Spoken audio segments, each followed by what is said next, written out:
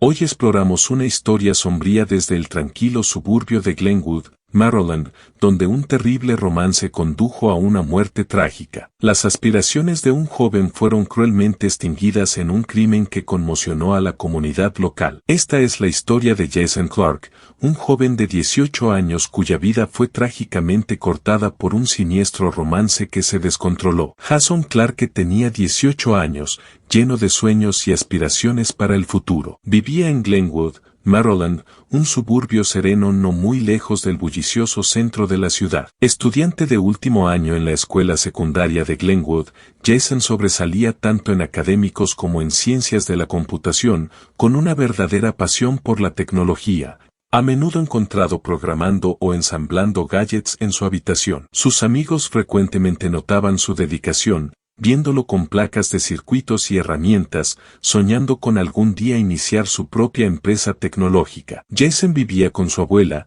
una mujer discapacitada que requería de su cuidado diario. A pesar de su juventud, Jason asumió esta responsabilidad con una madurez mucho más allá de sus años. Equilibraba la escuela, un trabajo de medio tiempo en una tienda local de tecnología y el cuidado de su abuela sin ninguna queja. Los vecinos a menudo comentaban sobre su generosidad, señalando cómo siempre estaba listo para ayudar con cualquier problema tecnológico. Jason había estado saliendo con Emma Carlton durante 2 años. Emma, también de 18 años, era una joven inteligente y ambiciosa que compartía su visión de un futuro brillante. A menudo discutían sobre casarse después de graduarse y construir una vida juntos. Jason era frugal, ahorrando diligentemente para llevar a Emma a lugares encantadores como el Café Hoja Verde, donde visualizaban su futuro durante comidas deliciosas. La pareja parecía inseparable, con todos a su alrededor esperando una vida larga y feliz juntos. Sin embargo, bajo la superficie se ocultaba un oscuro secreto. Jason estaba enredado en un romance con la madre de Emma, Natalie Carlton, una mujer de 42 años que era dueña de un café local popular llamado Green Bites. Natalie era carismática y exitosa, pero mantenía una relación compleja con su hija, compitiendo a menudo por la atención de manera inapropiada. El romance con Natalie cargaba a Jason, complicando su vida más de lo que podría haber imaginado. A pesar de sus metas y planes, la vida de Jason estaba a punto de tomar un giro devastador. El romance secreto pronto culminaría en una conclusión impactante y brutal, dejando a la comunidad de Glenwood tambaleante y a sus seres queridos de luto por la pérdida de un joven que tenía tanto que ofrecer. En la mañana del 5 de junio de 2020, el aire en Glenwood, Maryland, ya estaba cargado con el calor temprano del verano. Alrededor de las 8 en punto de la mañana, la abuela de Jason, que estaba en silla de ruedas y dependía del apoyo de Jason, notó que algo andaba mal. No había escuchado a Jason moverse por la casa esa mañana. Preocupada, lo llamó, pero no recibió respuesta. Sintiendo que algo estaba mal, logró contactar a una vecina, la señora Helen Bates, para pedir ayuda. La señora Bates, una enfermera jubilada que vivía a solo 2 puertas de distancia, se apresuró a ir. Conocía a Jason desde que era un niño y no podía imaginar que algo serio estuviera mal. Pero al entrar a la casa, una sensación de inquietud la invadió. La sala de estar estaba inusualmente silenciosa y un extraño olor metálico llenaba el aire. La señora Bates llamó a Jason, pero el silencio respondió a sus llamados. Siguió el olor hasta el dormitorio de Jason y al abrir la puerta, se enfrentó a una escena que nunca podría haber imaginado. El cuerpo sin vida de Jason yacía desparramado en el suelo, prácticamente flotando en su propia sangre. Había sido brutalmente apuñalado varias veces y sus ojos casi fueron arrancados. El cuchillo,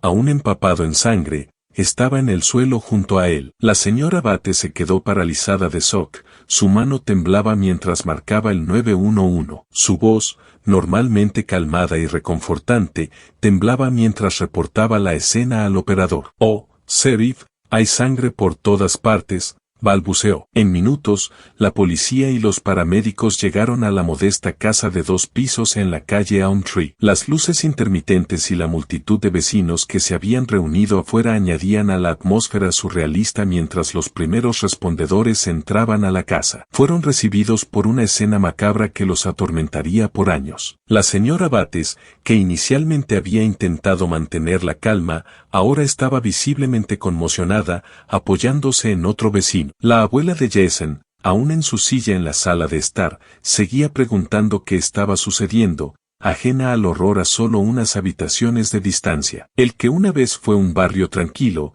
ahora era el epicentro de un crimen brutal, uno que dejaría a todos conmocionados. El departamento de policía de Glenwood llegó a la casa de Jason Clark a los pocos minutos de la llamada al 911 de la señora Bates en la mañana del 5 de junio de 2020. La investigación estaba liderada por la detective Sarah Hanley, una investigadora experimentada conocida por su mente astuta y métodos exhaustivos. Se unió a ella el detective Tom Briggs, un oficial meticuloso y agudo con un ojo clínico para el detalle. Al entrar a la casa, la escena del crimen era inmediatamente abrumadora. La que una vez fue una habitación acogedora, ahora era un espectáculo grotesco. La sangre salpicaba las paredes y el suelo, creando un patrón caótico que contaba la historia de una violencia extrema y desesperación. El olor a hierro llenaba el aire, mezclándose con el calor opresivo de la mañana temprano de verano. El cuerpo de Jason yacía arrugado en el suelo, la brutalidad del ataque evidente por las múltiples heridas de puñalada y los casi ojos arrancados. El cuchillo de cocina utilizado en el ataque,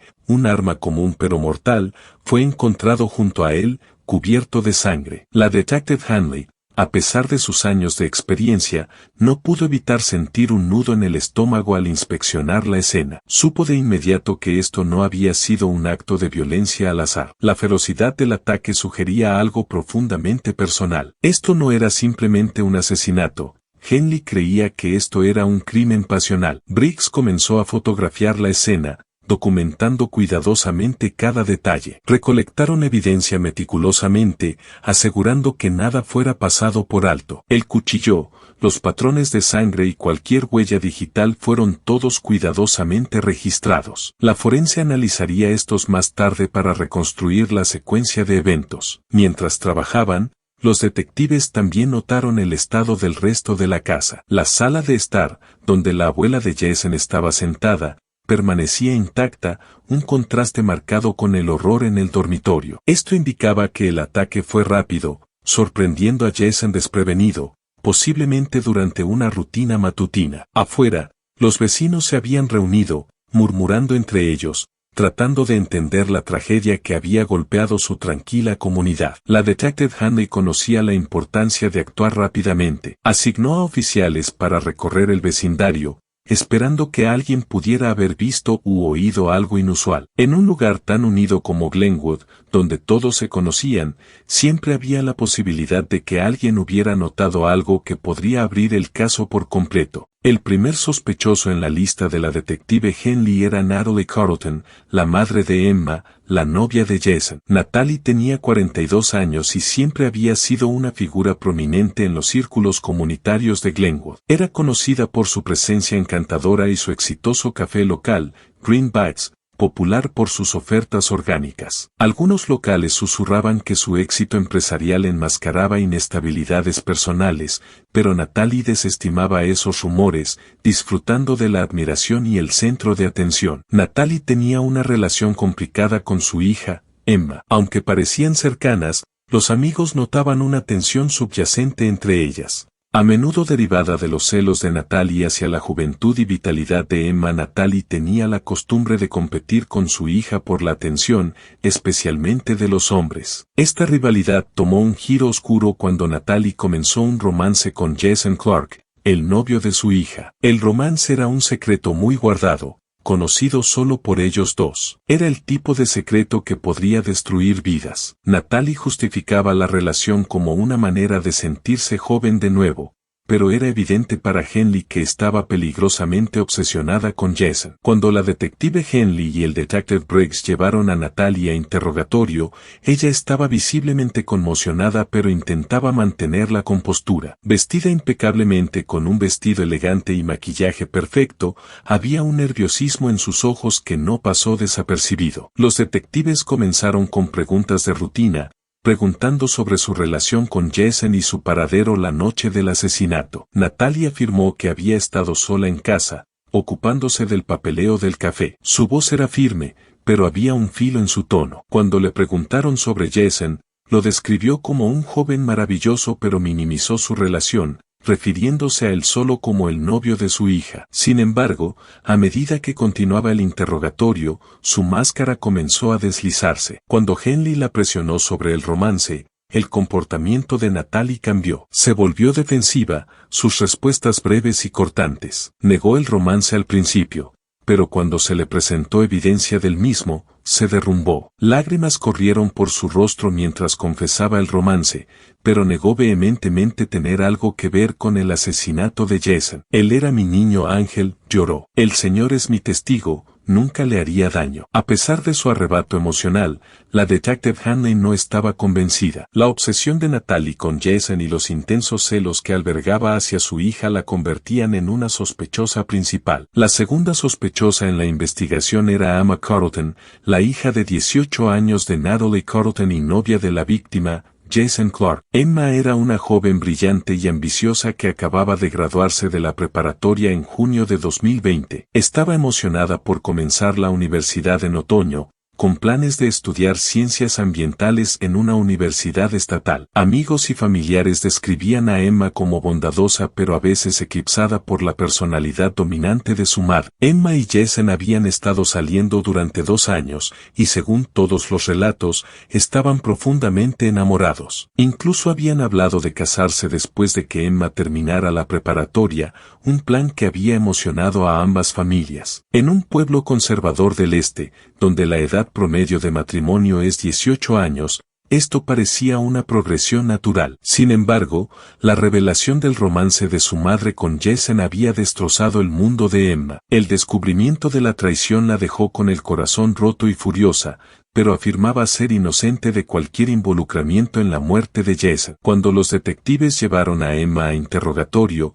apareció visiblemente agotada, vestida con jeans y una camiseta de su último año de secundaria. Parecía mucho más joven que su edad, casi infantil en su dolor. La detective Henley y el detective Briggs comenzaron el interrogatorio con suavidad, pidiéndole que relatara su relación con Jason y cómo se enteró del romance. La voz de Emma temblaba mientras hablaba, sus ojos llenos de lágrimas. Describió cómo había tropezado accidentalmente con correos electrónicos cargados de emoción entre su madre y Jason unos días antes de su muerte. El descubrimiento había llevado a una acalorada discusión entre ella y Natalie, pero Emma afirmó que había intentado superarlo. Amaba a Jason y no quería perderlo, dijo, su voz apenas un susurro. Sin embargo, cuando se le preguntó sobre su paradero en la noche del asesinato, la historia de Emma se volvió menos clara. Insistió en que había estado en una fiesta de pijamas en casa de su amiga Taylor, a solo unas cuadras de la casa de Jason, pero luchó por proporcionar detalles sobre la velada. Taylor,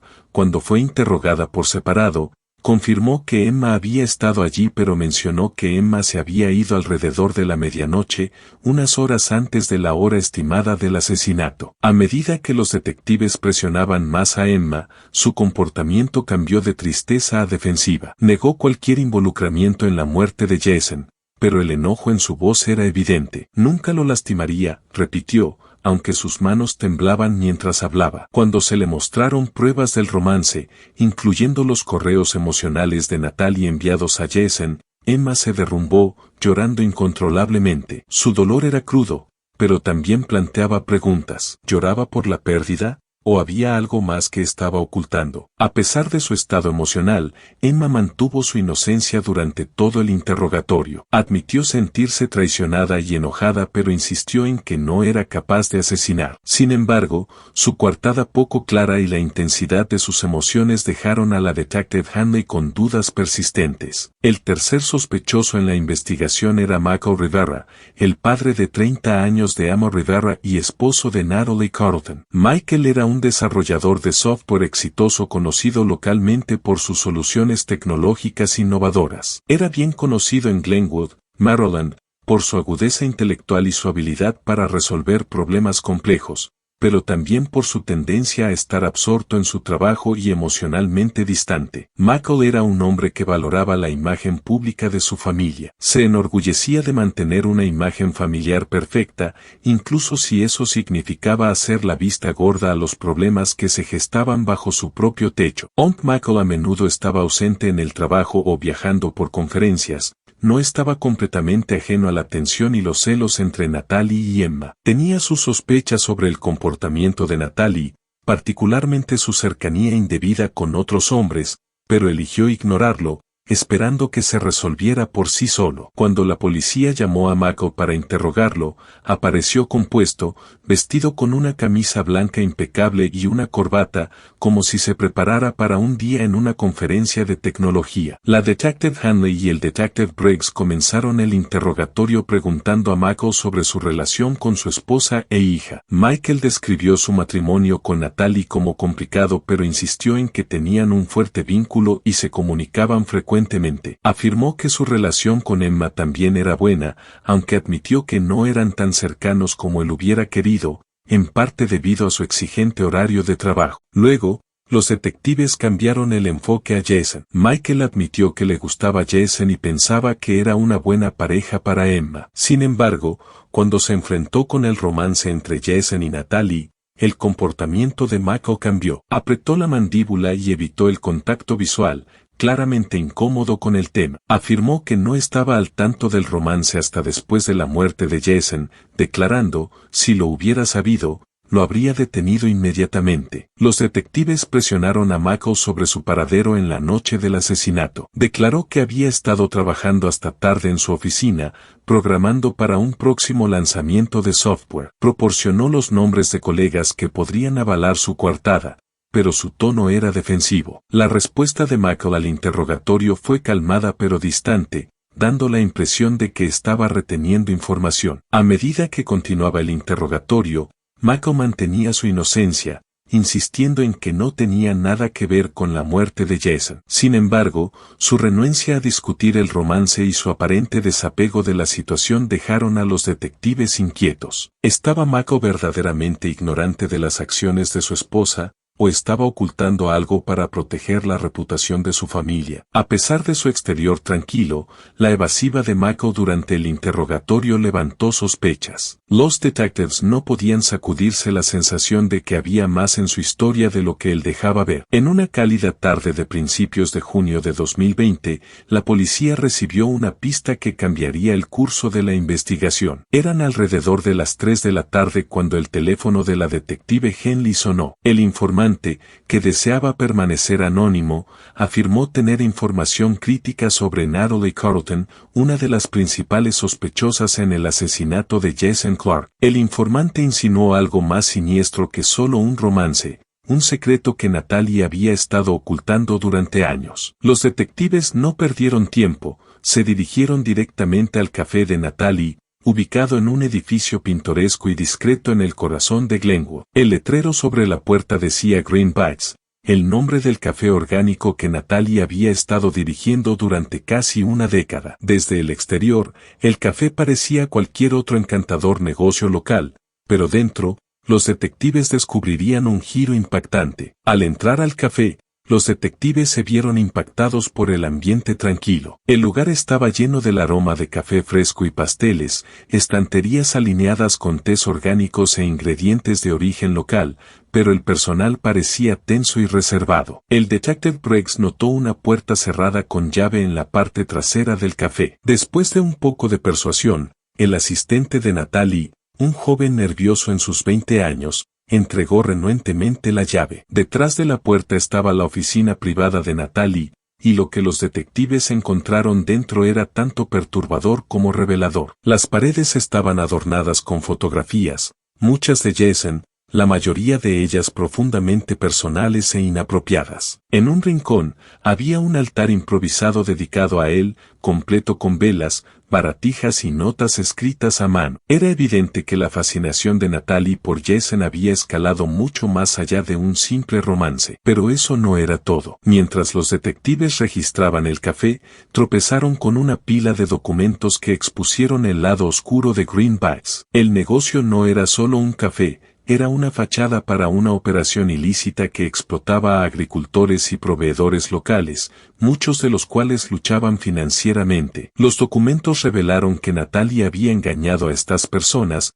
convenciéndolas de suministrar bienes a crédito que no podían permitirse, mientras las obligaba a aceptar tarifas por debajo del mercado para sostener sus operaciones. La tensión financiera había devastado numerosos negocios locales, dejando a sus dueños en desesperación. El descubrimiento de las prácticas comerciales poco éticas de Natalie proporcionó un nuevo motivo para el asesinato. El mundo de Natalie comenzaba a desmoronarse, y la presión de mantener su imagen, combinada con su afecto obsesivo por Jason, pudo haberla impulsado a acciones letales. Con esta nueva evidencia, la policía tenía una imagen más clara de Natalie, una mujer que haría cualquier cosa para proteger sus secretos, incluso si eso significaba cometer un asesinato. Los detectives sabían que se acercaban a la verdad, pero también se dieron cuenta de que descubrir la totalidad de los crímenes de Natalie no sería tarea fácil. El 21 de junio de 2020, la policía de Glenwood,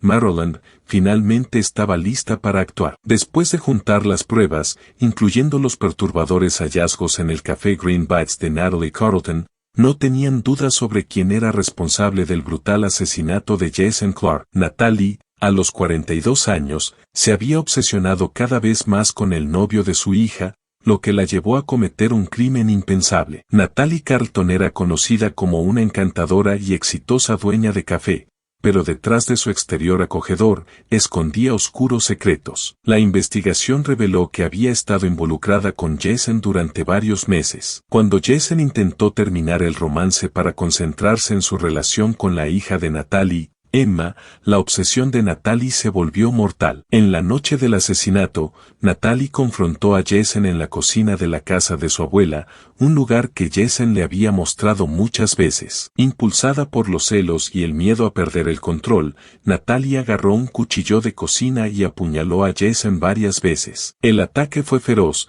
dejándolo con heridas profundas y casi desgarrando sus ojos. Después del asesinato, Natalie intentó encubrir sus huellas, pero su obsesión por Jason y sus tratos comerciales poco éticos eventualmente llevaron a la policía directamente hacia ella. La detención tuvo lugar en las primeras horas de la mañana del 21 de junio. La policía llegó a la lujosa casa de Natalie en un tranquilo barrio suburbano justo cuando el sol estaba saliendo. Llamaron a la puerta, y Natalie respondió, aún vestida con su camisón, claramente sin esperar visitas. Los detectives le informaron con calma que estaba arrestada por el asesinato de Jason Clark. La reacción de Natalie fue una mezcla de shock y desafío. Intentó mantener la compostura, pero la policía pudo ver el pánico en sus ojos. Mientras Natalie era esposada y llevada al coche de policía, sus vecinos miraban con incredulidad. Muchos de ellos habían admirado a Natalie por su implicación comunitaria, sin conocer la verdad detrás de su fachada carismática. La noticia de su arresto se difundió rápidamente por la comunidad,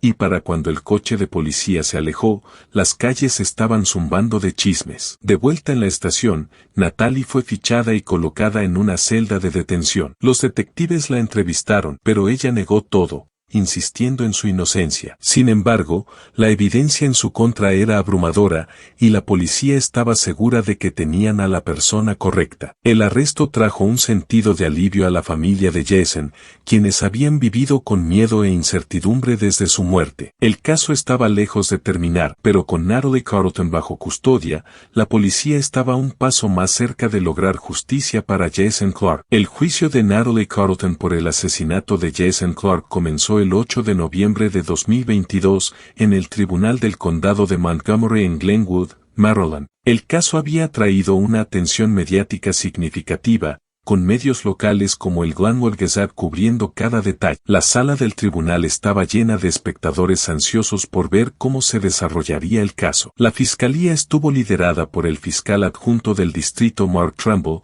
un abogado experimentado conocido por su tenacidad en el tribunal. Tremble, de 52 años, tenía una reputación de ser exhaustivo e implacable, y este caso no fue una excepción. Desde el principio, presentó una imagen condenatoria de Natalie como una mujer impulsada por los celos y la obsesión. Argumentó que Natalie había asesinado brutalmente a Jason en un arrebato de ira después de que él intentara terminar su romance. Utilizando la evidencia física y el testimonio de los investigadores para respaldar su caso, Tremble también expuso las prácticas comerciales poco éticas de Natalie, retratándola como una individua manipuladora y peligrosa. Al lado de la defensa estaba el abogado Charles Chuck Loamo, un abogado sagaz y experimentado con una historia de defender a clientes de alto perfil. Loamo, de 48 años, era conocido por su comportamiento tranquilo y su capacidad para crear dudas en la mente de los jurados. Argumentó que la evidencia contra Natalie era circunstancial y sugirió que alguien más,